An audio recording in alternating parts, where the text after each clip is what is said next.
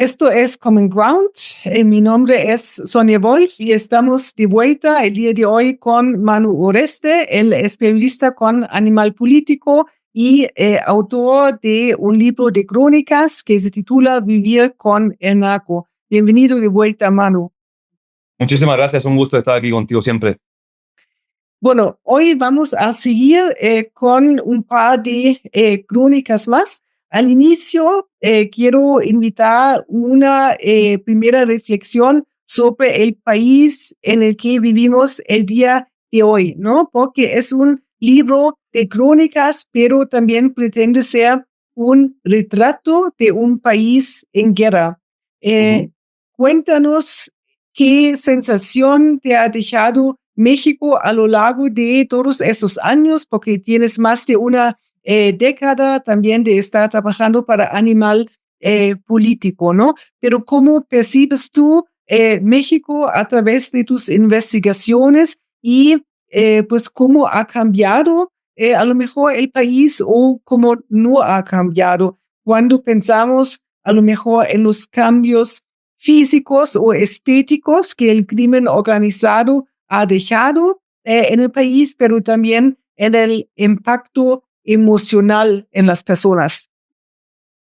Sí, bueno, pues yo creo que México ha cambiado y no ha cambiado, ¿no? Y me explico. Creo que ha cambiado la forma, ¿no? de operar del crimen organizado. Se ha diversificado muchísimo. O sea, siempre se dice mucho que los narcos tienen una gran capacidad de inventiva, ¿no? De innovar, ¿no? En el mal sentido de la palabra, ¿no? O sea, vemos que hace mucho tiempo que el narco en sí ya no es el narco, es decir, no es el clásico narco, el Sinaloa, ¿no? Que es el señor del patrón que trafica con marihuana, ¿no? Y que casi casi es visto pues con respeto y con admiración, ¿no? Que es el benefactor casi del pueblo, de la comunidad. Ya los grupos del crimen organizado se volvieron grandes transnacionales, ¿no? Cárteles como el de Jalisco es un monstruo de cártel, ¿no? Y que evidentemente también a partir de la llegada de otros grupos delictivos como los Zetas en su tiempo, sobre todo al inicio del gobierno de Felipe Calderón, pues cambió todas las normas, ¿no? Todas las normas, entre comillas, no establecidas del crimen organizado, ¿no? De que los Zetas llegan a irrumpir en la escena como un grupo súper sanguinario que no respeta códigos ninguno, ¿no? Por eso digo que estaba esta visión del grupo por ejemplo, el cártel de Sinaloa, que era un cártel entre comillas bueno o blanco, ¿no? De que respetaba a la gente, si no te metías con ellos no tenía bronca, ¿no? Estos grupos como los Zetas pues vienen a irrumpir en la escena y a cambiarlo todo, ¿no? Y ahora pues, aunque quizá ya este grupo no está tan presente, pues tenemos otros grupos como el cártel Jalisco Nueva Generación, que pues es un monstruo de cárcel con presencia prácticamente en todo el país y que también lleva a cabo pues este tipo digamos, de operaciones pues mucho más sanguinarias. Incluso tienen un programa, yo digo que tienen hasta como una especie de departamento de propaganda, porque son grupos que hasta en la pandemia repartían cubrebocas y geles entre la gente, ¿no? También un intento como de blanquear su imagen, ¿no? Con el logo del cártel y cosas así, pero ya son mucho más sofisticados los grupos del crimen organizado. Entonces, ¿ha habido un cambio en ese sentido? Creo que sí, pero a final de cuentas creo que no ha habido un cambio en el sentido de que el país sigue igual en cuanto a términos de violencia. Es un país donde, pues por desgracia, tenemos pues una masacre tras otra. Ahora, digamos, por ejemplo, estados que cuando yo llegué nunca se escuchaban que fueran estados violentos, como puede ser, por ejemplo, no sé, Chiapas. O sea, Chiapas siempre se ha escuchado que hay problemáticas, pues temas de migrantes, obviamente, porque es la frontera sur. Había temas también de tráfico de personas, obviamente. No era un estado, no voy a decir que era un estado donde no pasaba absolutamente nada, pero no había una problemática de crimen organizado como la que hay hoy, ¿no?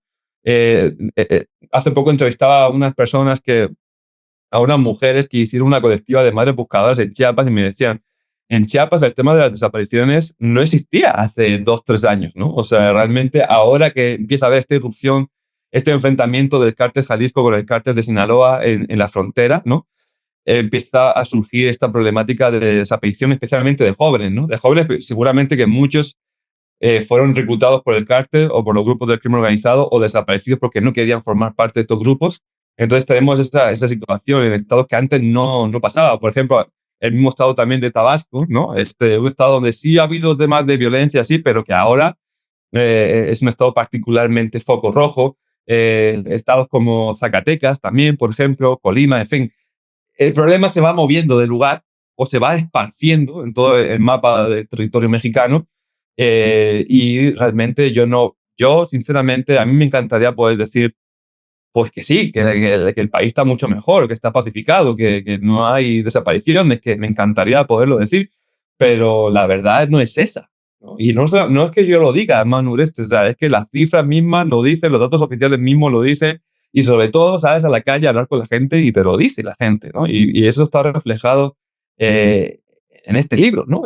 Pues es un cuadro muy general, no es de una zona en particular, es de todo el país, ¿no? Entonces, eh, yo la situación que veo es esa, que este libro me parece, y casi casi lo puedo decir con total seguridad, dentro de 10 años va a seguir siendo un libro muy vigente, porque las historias van a seguir siendo muy parecidas, solo que con otro presidente o presidenta y quizá a lo mejor otro actor por ahí que esté generando violencia. Ahora es el cártel Jalisco, anteriormente era Sinaloa, anteriormente eran los Zetas, y no sabemos mañana cuál puede ser. Pero realmente me parece que en 10 años el libro va a seguir siendo muy vigente. En el primer episodio hablamos sobre el crimen organizado y también la respuesta por parte del Estado mexicano. Hoy, para entender un poco mejor cómo se vive y se resiste en zonas del crimen organizado en México, vamos a hablar precisamente de algunas de estas formas de resistir.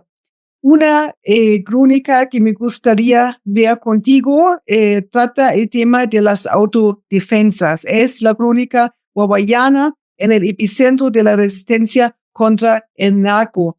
Esta historia nos lleva al estado de Michoacán, donde se han dado desplazamientos por la violencia del crimen organizado, pero es un estado que se conoce precisamente por las autodefensas que coexisten con grupos criminales, pero también con los cuerpos policiales y militares.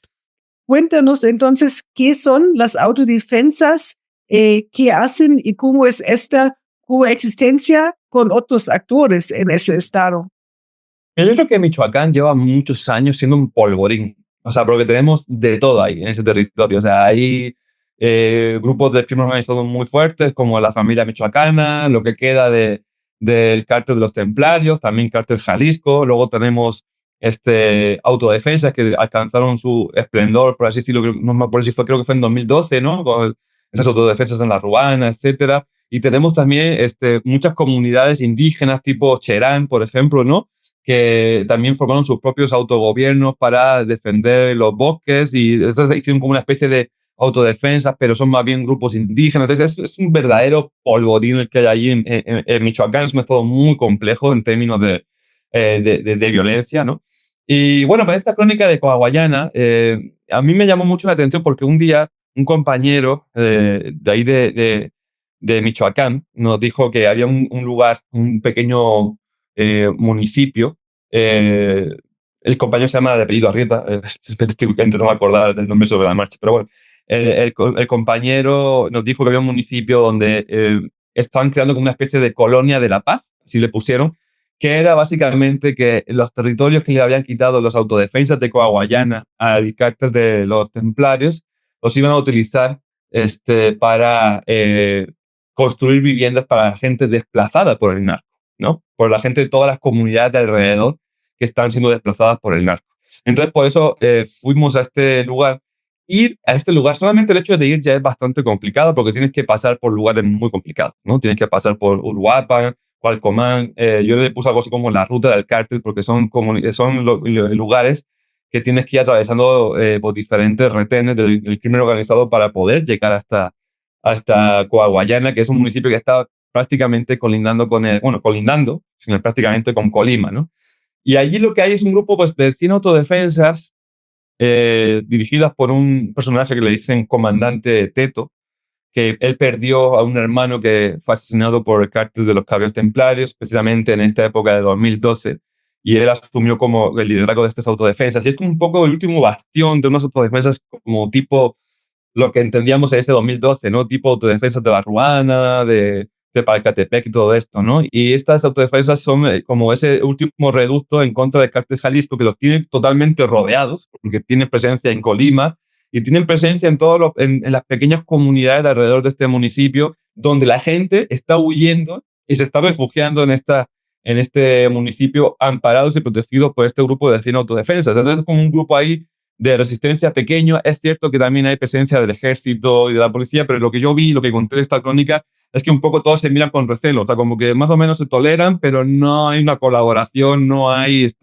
Y le preguntabas a la gente del pueblo y la verdad que te decían que quienes confiaban eran en las autodefensas.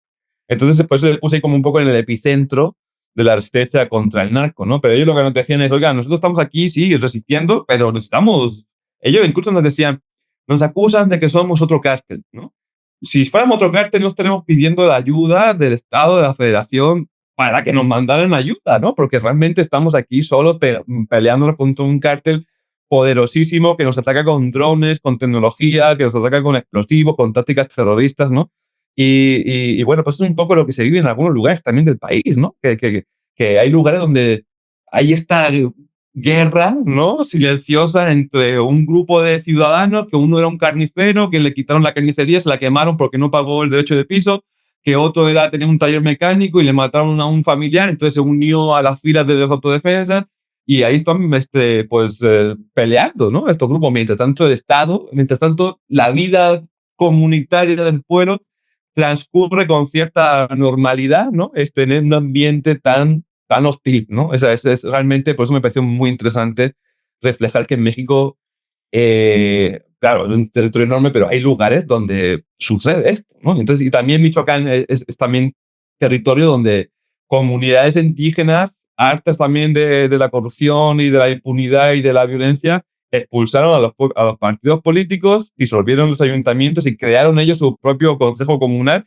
y crearon su propia policía comunitaria, que realmente hay otra de las crónicas que se llama Agarrotazos contra el narco, que realmente son 5 o 6 señores con unos garrotes que van al bosque a cuidarlo para que los grupos financiados por el crimen organizado de Talamontes no acabe con la vida silvestre y vegetal del bosque, ¿no? Entonces es como, de nuevo, la ausencia del Estado que de alguna forma los hace víctimas, ¿no? También de esta guerra contra el narco. Los policías y militares sí tienen presencia en Michoacán, pero ¿qué nos dice la existencia de los grupos de autodefensa sobre el Estado mexicano?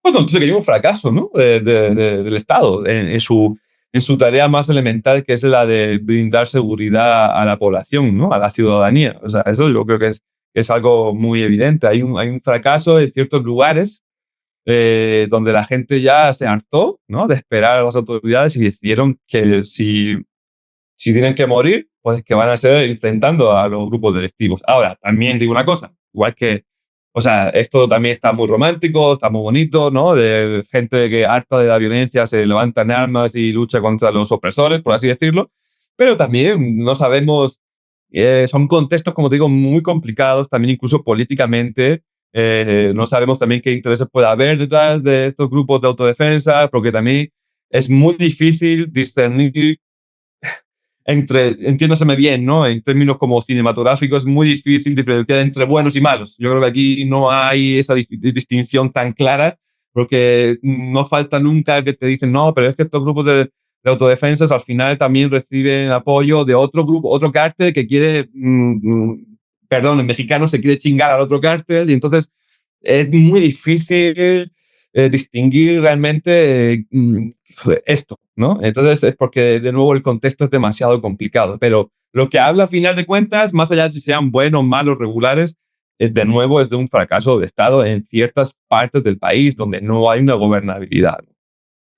En esta crónica, tú hablas con integrantes de esos grupos de autodefensa y lo que se percibe es el enojo de estas personas, ¿no? De tener que recurrir a las armas para defenderse ante el crimen organizado.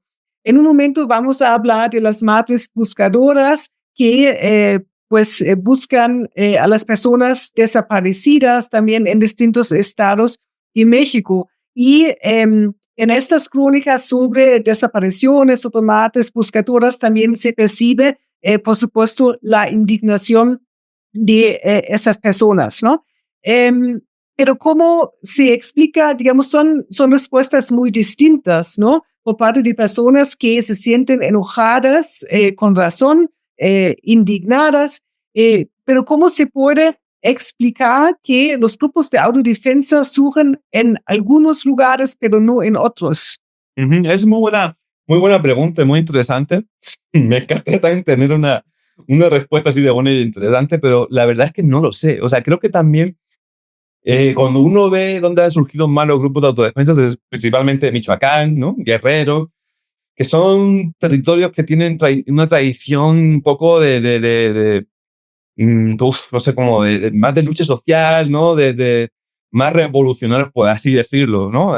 Donde la gente eh, creo que están en un contexto donde es más favorable de que digan, bueno, hasta aquí hemos llegado y vamos a tomar las armas, ¿no? Creo que hay una mayor tradición. No soy, así que, antropólogo ni experto en historia, ¿no? De México, pero veo un poco más eso, ¿no? Por ejemplo, en lugares como donde también ha habido muchos grupos de madres buscadoras como Veracruz, no veo tanto, aunque por ahí ha habido hubo alguna vez algún intento por ahí de crear una autodefensa, ¿no? Pero no lo he visto tan así, ¿no? Entonces, no sé si haya sido propiciado por un contexto histórico y político-social, que en estos lugares es más propicio el surgimiento de autodefensas, en algunos lugares de los estados de Guerrero y Michoacán principalmente, pero sería muy buen objeto de estudio, desde luego, me parece muy interesante. Gracias, Manu. Pasemos ahora justo al tema de las desapariciones y las madres buscadoras. Hay varias crónicas en el libro sobre este tema, pero nos vamos a enfocar en lo que está sucediendo en el estado de Veracruz. Son dos crónicas relacionadas, pero la Casa de los Martirios, hace un poco más de énfasis en el ambiente, en ese tipo de terreno, los ranchos donde las madres buscan a los desaparecidos, y la otra crónica, Rancho Cali, de vuelta al infierno de los Zetas, también nos lleva a estos territorios, pero también nos cuenta un poco más sobre los métodos que algunas de las madres tienen para buscar pistas, ¿no? De sus hijos, sus hijas desaparecidos, quizás antes de unirse a uno de los colectivos de familiares que existen en el país, como también existe en Veracruz. ¿Podrías quizás describirnos un poco, tú que has visitado estas zonas, cómo es el ambiente, cómo son estas zonas donde los grupos criminales pues torturaban, asesinaban a las víctimas, y qué están haciendo las madres buscadoras? Mira, estas dos crónicas que acabas de mencionar son creo que de las también más duras que del libro, ¿no? Y que me ha tocado escribir. Rancho Cali de vuelta al infierno de los Zetas pues sí, es un rancho ahí en mitad de la nada, en la zona de Río Blanco, en Orizaba, donde ha habido muchísimas desapariciones de personas, especialmente de mujeres jóvenes, ¿no? Y bueno, pues es básicamente un caserón enorme. La verdad, es un caserón espeluznante. O sea, es un caserón muy de película, ¿no? Es un caserón ya abandonado, pero donde ahí se hacían fiestas, ¿no? Cuando estaba, digamos, en activo. Y era un caserón que el grupo este de los Zetas, un grupo terrible, ¿no? Utilizaba para eso, ¿no? Para hacer fiestas, para hacer sus pachangas, sus reuniones, etcétera. Y ahí hay la sospecha de que las madres tienen la sospecha de que ahí muchas de las chicas que secuestraban en los santos de Orizaba se las llevaban a ese lugar, ¿no? Y, y bueno, pues también está, digamos, documentado por parte de las autoridades, que así no lo expresaron. En ese rancho pues utilizaban varias de las habitaciones, pues eso, ¿no? Para torturar a personas, ¿no? A mujeres, hombres, ahí los torturaban, un rancho terrible, ¿no? Y entonces en ese día que fui con estas madres buscadoras, con Araceli Salcedo, que es la lideresa del colectivo, que ella lleva buscando a su hija Rubí desde hace más de 11 años. Yo conozco a Rubí de hace tiempo. Yo trabajé mucho en la zona de Córdoba, Orizaba, y siempre la he visto como una mujer muy, muy activa, muy dinámica. La verdad que para el terrible dolor que lleva arrastrando es una mujer siempre con una actitud alegre, positiva, ¿no? Muy, muy, muy veracruzana en ese sentido. Y ese día ella estaba como muy, muy cabizbaja, muy, muy mal, ¿no? Y me decía, es que algo me dice en mis entrañas que mi hija puede estar aquí, ¿no? Y entonces mi imaginación empieza a volar, ¿no? Empiezo a imaginarme esa puerta, ¿no? Terrible, una puerta de hierro, ¿no? Abierta y mi hija siendo arrastrada por estos tipos, ¿no? Y trayéndola a una fiesta y me pregunto si la violaron, si hicieron algo, si la mataron, si la desplazaron, si está enterrada bajo mis pies, ¿no? Y eso la verdad que como tú como periodista, como ser humano, escuchar todo eso es difícil, ¿no? Es duro. Ahora, al final de cuentas, tú eres un espectador que trata de hacer su trabajo lo más respetuosamente posible, ¿no? Tú no eres ahí la víctima, son estas mujeres. Y luego empiezas a hablar con otras mujeres del colectivo. Y en ese día, en esa crónica de Rancho Cali, había otra mujer que me decía, bueno, pues yo antes de entrar en la colectiva, yo tengo 60 años, pero me puse una falda corta, me maquillé, me puse unos tacones y me fui a los prostíbulos de aquí, de toda esta zona, en busca de mi ser querido, ¿no? O sea, un poco como de película, ¿no? ¿Qué es esto? ¿En serio? O sea, porque ¿y cómo iba usted? Pues no, pues yo iba y me metía ahí y la misma mesas me corrían porque evidentemente eran prostíbulos del cártel, ¿no? Y ahí no entraba cualquiera, ¿no? No era como un bar así que cualquiera pudiera entrar a preguntar, ¿no? Entonces, yo decía, la valentía de estas mujeres va más allá de lo común, ¿no? Si realmente queremos buscar muchas historias de heroicidad y así, y las tenemos cotidianamente todos los días a nuestro alrededor, ¿no? Sin embargo, estas mujeres se enfrentan no solamente la desidia, ¿no? de algunas autoridades, que no quieren investigar, no quieren buscar, no quieren, por lo que sea, por incapacidad, por falta de personal, por falta de recursos, que no dudo que también. Y también puede ser por algunos acuerdos, ¿no? Con los grupos del crimen que fomenta esta impunidad, acuerdos políticos. A ningún político, a ningún gobernante le gusta que en su estado haya desapariciones, que se diga que haya desapariciones, etcétera, ¿no? Son, pues, ya en este sexenio pasado han matado a madres buscadoras, ¿no? Los han matado por buscar a sus seres queridos, ¿no? Tienen que enfrentar la violencia del crimen organizado, tienen que pedirle permiso para poder buscar.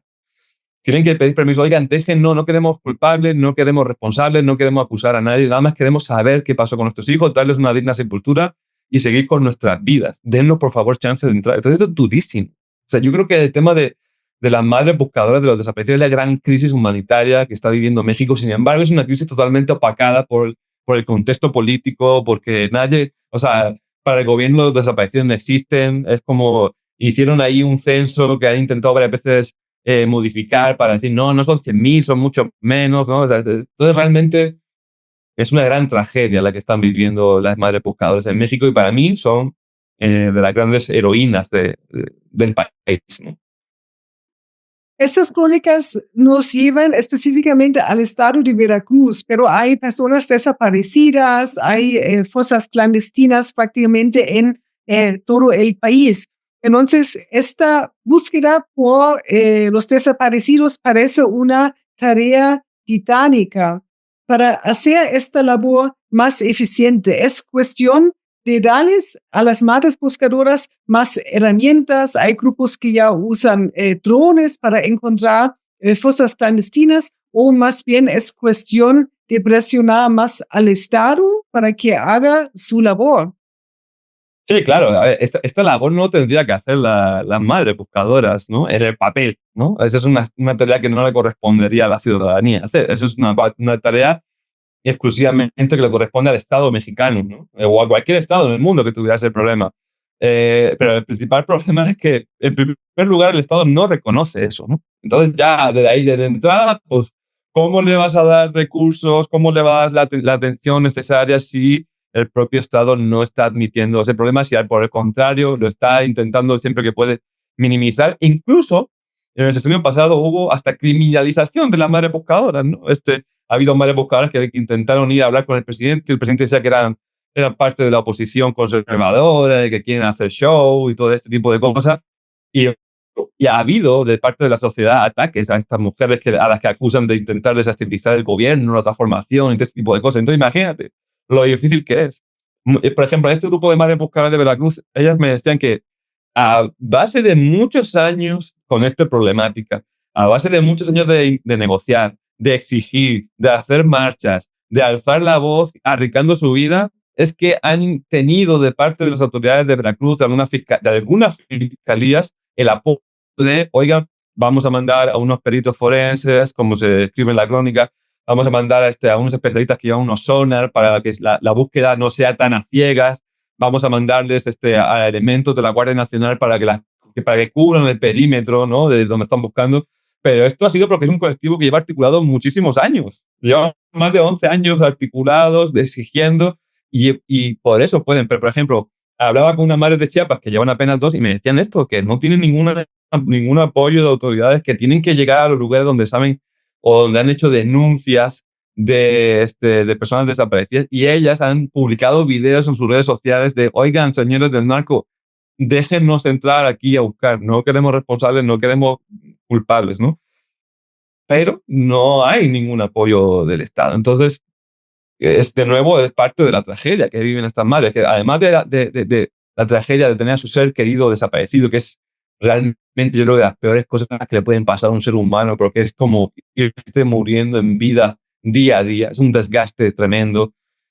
Cuando ves a mujeres con esclerosis múltiple que apenas pueden caminar, cavando la tierra, yo creo que si a alguien no se le parte el corazón viendo eso o leyendo eso, es que realmente tenemos un problema gravísimo. Es que ¿en qué andaría la chica? Bueno, eso ya es otro tema, pues, no tenemos ningún elemento para decir que andaba en nada, ¿no? Pero estas madres también enfrentan el estigma de la sociedad incluso, ¿no? De nosotros mismos, ¿no? De decir, es que tu hijo andaba en el narco, es que tu hijo andaría, es que tu hija andaba con un narco, es que al final estas madres son víctimas por múltiples lugares, y por eso decía que para mí el levantarte todos los días con una situación así y dejar tu trabajo, que no son gente de dinero. La mayoría son gente que tienen mujeres que tienen un localito o un puesto de comida, lo que sea, que tienen que dejar para irse a buscar a su hija o a su hijo, a su ser querido. Para mí es algo increíble, ¿no? De verdad, tienen todo mi respeto y admiración. Para cerrar este episodio, Man, te quiero pedir una última reflexión sobre la contribución del periodismo. En tu libro escribes que te genera impotencia y frustración ver que es tan complicado que las cosas cambien para bien. Ahora, el periodismo, ¿qué contribución puede hacer cuando vivimos en un mundo donde circula mucha información, también muchas noticias falsas, cuando vivimos en un país como México, donde el crimen organizado, la violencia, contribuye a crear lo que tú llamas zonas de silencio? ¿Qué puede hacer, digamos, el medio de comunicación, un periodista, digamos, para informar sobre esta realidad, para documentarla, pero quizás también generar presión social para cambios positivos? Es muy difícil, la verdad. Hay veces, tengo que confesar, hay veces que sí me siento cansado, ¿no? También siento frustración, evidentemente, ¿no? De decir, bueno, estamos haciendo un gran esfuerzo, por ejemplo, por un libro como este, ¿no? Eh, pero ves que ahí fuera hay tantísimo ruido, ¿no? Que es muy difícil que alguien se siente a leer un libro ya hoy día, ¿no? O sea, ya todo lo queremos en TikTok rapidísimo, ¿no? Este, en Instagram, ¿no? Y no está mal, o sea, son otras formas de comunicar. Yo tengo Instagram, yo tengo TikTok, procuro también estar activo ahí, ¿no? Porque son diferentes formas de comunicar. No es que tampoco la juventud de hoy día sea tonta y no quiera saber de estas cosas, pero es cierto que cada vez se nos complica más, ¿no? Y también, al margen de eso, también pues tenemos la propaganda, ¿no? O sea, de esos tiempos polarizados políticamente, la propaganda es algo súper presente, súper nocivo, ¿no? De que se difunden noticias falsas o que intentan también, digamos, tirar por tierra trabajos serios con falsas noticias, con difamación, etcétera. Entonces, se ha vuelto muy, muy, muy complejo hacer periodismo en México y en el mundo en general, ¿no? En estos días de donde cualquiera también agarra un teléfono y suelta cualquier cosa y ya es un influencer y no hay, ¿no? Ese filtro, ¿no? O sea, ya es cada vez más complicado. Creo que es un reto también para los periodistas, ¿no? El cómo hacemos para llegar a estas audiencias que se están informando de otra forma y por otros canales sin perder o sin caer en esta vorágine, ¿no? De seguidores, de likes, etcétera, porque realmente pues ese no debe ser el objetivo de un periodista, ¿no? Y bueno, pues, y por otro lado, pues tenemos también que vivimos en un país con niveles de impunidad por arriba del 90%. O sea, investigaciones como el caso Villanueva que tengo aquí atrás o la estafa maestra, por ejemplo, pues que son investigaciones documentadas, investigaciones premiadas a nivel internacional y que realmente pues no ha pasado nada, ¿no? O sea, no hay nadie dando respuesta por estas corrupciones, ¿no? Por estas corruptelas, por estos casos. Y entonces también como periodista, pues claro que te genera una frustración porque uno quisiera que a través de su trabajo cambien para bien las cosas, ¿no? Pero también creo que por otra parte, muchas veces también me digo, mira, tampoco es mi tarea, yo no soy fiscal, no soy ministerio público, ¿no? No soy detective, ¿no? No es mi tarea llegar a detener a alguien y decirle usted ha hecho esto y esto, ¿no? La tarea es documentar, revelar e informar a la gente y que la gente, pues si le sirve o no para tomar decisiones de cara a su vida, ¿no? Inmediata o en futuro inmediato, próximo o a largo plazo, pues estupendo. Y si no, pues tengo que seguir haciendo mi trabajo. A veces, por ejemplo, también una vez recuerdo que publiqué antes de la pandemia un reportaje de una escuelita en San Luis Potosí, que estaba en muy malas condiciones, prácticamente una escuela que se estaba cayendo y que ponía en peligro a los profesores y a los alumnos. Y publiqué ese reportajito y a los meses llegaron a arreglar esa escuela, ¿no? Y la gente de la comunidad me escribió, me mandó, bueno, les encantó, felicidades, no sé qué. Gracias a esto, bueno, no sé si gracias o no, pero eso me hizo sentir como, mira, es un pequeño cambio, pero algo se logra también, ¿no? No todo es malo, no todo es negativo, no todo es frustración, ¿no? O sea, a veces también darle voz a estas madres buscadoras, que la gente conozca que hay una señora con esclerosis múltiple que va con su rastrillo a buscar a su hija y que genere una empatía al menos, pues ya es misión cumplida, ¿no? Entonces también hay que no pretendamos cambiar el mundo con una crónica porque va a ser realmente un objetivo demasiado ambicioso. Entonces sí, más bien pongámonos el objetivo de darle voz a quienes no la tienen o quienes no son escuchados y yo creo que con eso ya se está cumpliendo buena parte del objetivo del periodismo, ¿no? Muchas gracias por tu participación, Manu Oreste, periodista y autor del libro Vivir con el Narco. Muchas gracias. Muchas gracias, Sonia, y pues un gusto platicar contigo y tu auditorio y pues aquí estamos pendientes.